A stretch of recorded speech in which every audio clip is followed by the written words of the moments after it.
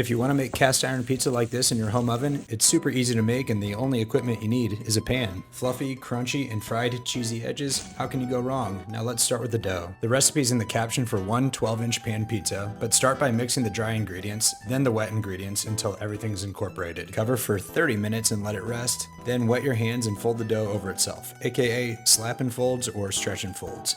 Repeat this every 30 minutes until it passes the window pane test. You can store your dough in the fridge for up to 3 days, or you can immediately oil it and start pressing it into your pan all the way to the edges. Cover and let it sit for an hour, then press and dimple the dough thoroughly one more time so we get an even bottom. Now cover it and let it rise for 3 to 5 hours, then throw into the oven at 500 degrees for 8 to 10 minutes.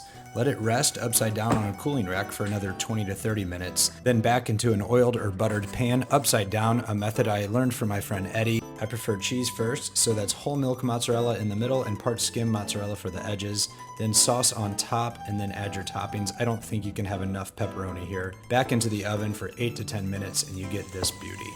Let it rest for about 5 minutes in the pan so the cheesy edges can harden, then onto a rack for a few minutes to keep the bottom crunchy. Dress it up with Reggiano and basil, get yourself a cool ass slicer like this, and enjoy.